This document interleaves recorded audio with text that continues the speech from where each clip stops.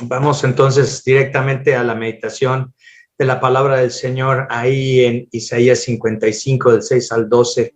Qué bueno que en medio de la semana, en miércoles, podemos también meditar en la palabra del Señor y animarnos a reflexionar en nuestra fe en Cristo. Dice este texto, Isaías 55, versículos 6 al 12. El título de la meditación de esta noche se llama La comunión que nos transforma y dice así esta palabra: busquen al Señor mientras se deje encontrar, llámenlo mientras esté cercano, que abandone el malvado su camino y el perverso sus pensamientos, que se vuelva al Señor, a nuestro Dios, que es generoso para perdonar, y de él recibirá misericordia.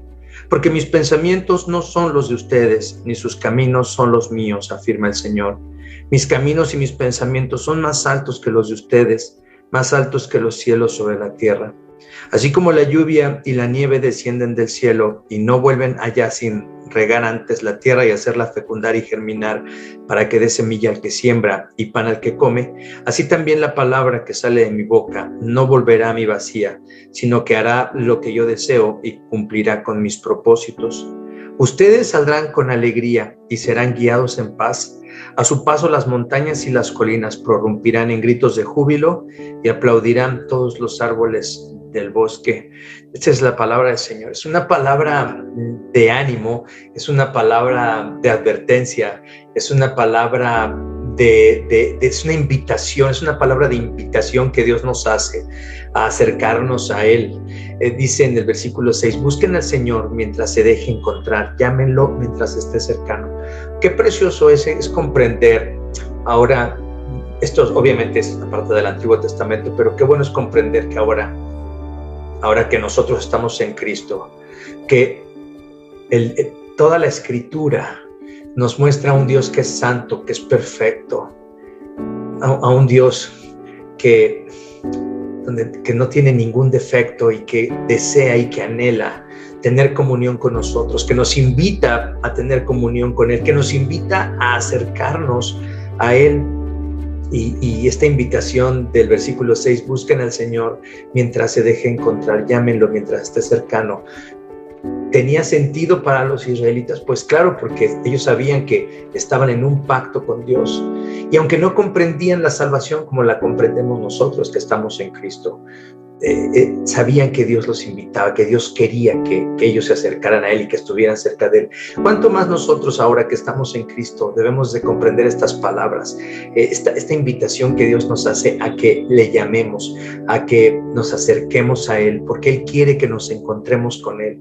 Y como decía Rodrigo al inicio de esta reunión de oración, qué contracultural es apartar un tiempo en medio de una semana con tantas ocupaciones que todos tenemos para dejar nuestras preocupaciones, nuestras actividades y venir y reconocer que lo que más necesitamos es esta comunión con Dios, esta comunión que nos puede transformar, esta comunión que nos cambia, esta comunión que transforma nuestras mentes, esta comunión que nos confronta con nuestro pecado y esta comunión con Dios que nos da esperanza de ser transformados, de ser cambiados, pero también nos da la esperanza de la vida venidera. Fíjense lo que dice el versículo 7, que abandone el malvado su camino y el perverso sus pensamientos, que se vuelva al Señor, a nuestro Dios, que es generoso para perdonar y de Él recibirá misericordia. Qué increíble es la invitación del Evangelio, que Dios no solamente dice que vengan a mí los que son justos, que vengan a mí los que hacen el bien, que vengan a mí los que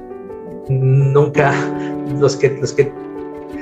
tienen pecados escandalosos. No dice, al malvado se le hace una invitación, al perverso se le hace una invitación. Y se les dice a estas personas, al malvado y al perverso, vuélvanse al Señor nuestro Dios, que es generoso para perdonar, y de Él recibiremos misericordia. Esta invitación del Evangelio está vigente. ¿Para quién vino a morir Cristo? ¿Para quién son las buenas noticias del Evangelio?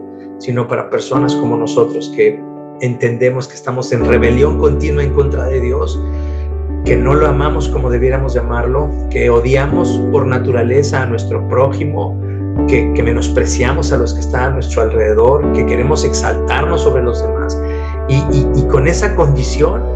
Sin embargo, Dios nos dice: vengan a mí, acérquense a mí, abandonen sus caminos, vuélvanse a mí, porque dice: yo soy generoso para perdonar, y de él podemos recibir misericordia. ¿Qué más generosidad queremos o podríamos pedir de Dios si no es la generosidad del Evangelio, si no es la generosidad de Cristo puesto en la cruz por nuestros pecados? ¿Habrá amor más generoso? ¿Habrá amor más maravilloso, más increíble, más pródigo que ese amor? Yo creo que no podemos encontrar un amor más grande que el que está ahí en la cruz del Calvario. Y dice el versículo 8: porque mis pensamientos no son los de ustedes, ni sus caminos son los míos, afirma el Señor. Mis caminos y mis pensamientos son más altos que los de ustedes, más altos que los cielos sobre la tierra. Dicen los comentaristas que en estos versículos Isaías expresa esta comparación entre el malvado, entre el perverso y el amor de Dios, entre las acciones humanas, egoístas, mezquinas, y el amor generoso de Dios.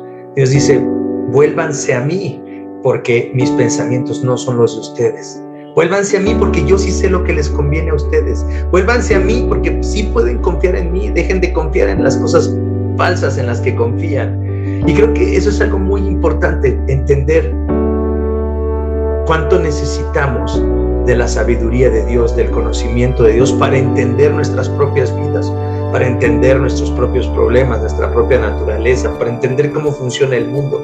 Necesitamos conocer a Dios, necesitamos entrar en comunión con Dios. Pero fíjense cómo entramos en comunión con Dios.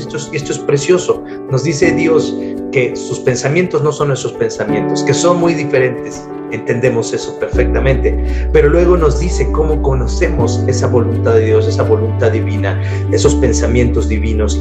Dice en el versículo 10: así como la lluvia y la nieve descienden del cielo y no vuelven allá sin regar antes la tierra y hacerla fecundar y germinar, para que dé semilla al que siembra y pan al que come, así también la palabra que sale de mi boca no volverá a mí vacía, sino que hará lo que yo deseo y cumplirá con mis propósitos.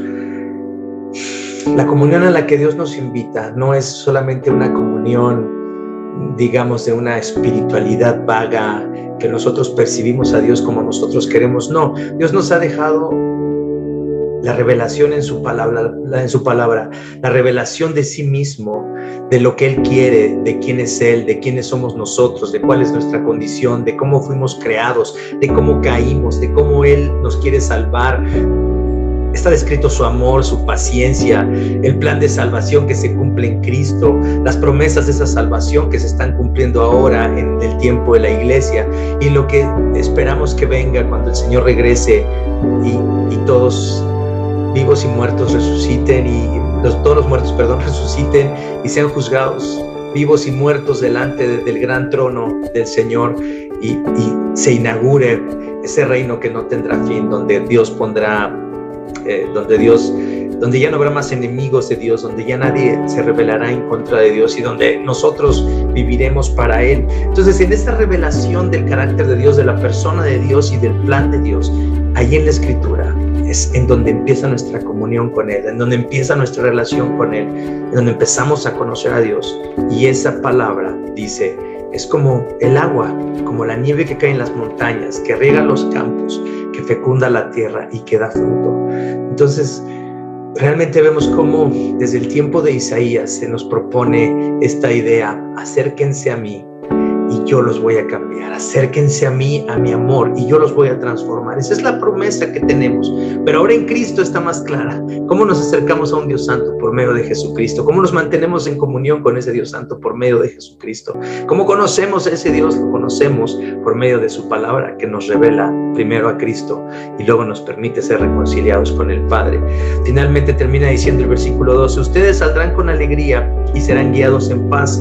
A su paso las montañas y las colinas prorrumpirán en gritos de júbilo y aplaudirán todos los árboles del bosque. ¿Cuál es la promesa de esa comunión con Dios? ¿Cuál es la promesa de que pasemos tiempo con Dios, de que conozcamos a ese Dios? No solamente de que vamos a ser transformados, sino que la totalidad de la vida va a ser transformada, que la totalidad de nuestra existencia va a ser transformada y que vamos a experimentar la vida que siempre hemos anhelado en Cristo, la vida que siempre hemos buscado, todo lo que buscamos en esta vida para satisfacer nuestros corazones o aminorar el dolor de nuestras vidas.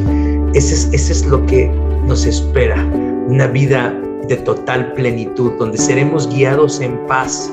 Por fin experimentaremos paz. Dice: a su paso las montañas y las colinas prorrumpirán en gritos de júbilo. Habrá alegría, una alegría que no se va a terminar en 2 horas, en 3 horas, en 3 días, en 2 semanas, en 1 año, sino es una alegría que permanecerá para siempre, y donde la misma creación disfrutará de esta redención. Esto obviamente de una forma alegórica se describe como a los árboles aplaudiendo, ¿no? Y creo que esta imagen de la promesa de la redención de Dios que está por venir nos debe animar a acercarnos a Dios, a buscar la comunión con Él, una comunión que nos transforme, una comunión que nos cambie, una comunión que nos permita conocer a ese Dios maravilloso, paciente, bueno, santo, justo, misericordioso con nosotros. Así es que vengamos a la oración en esa idea de tener comunión con el Señor.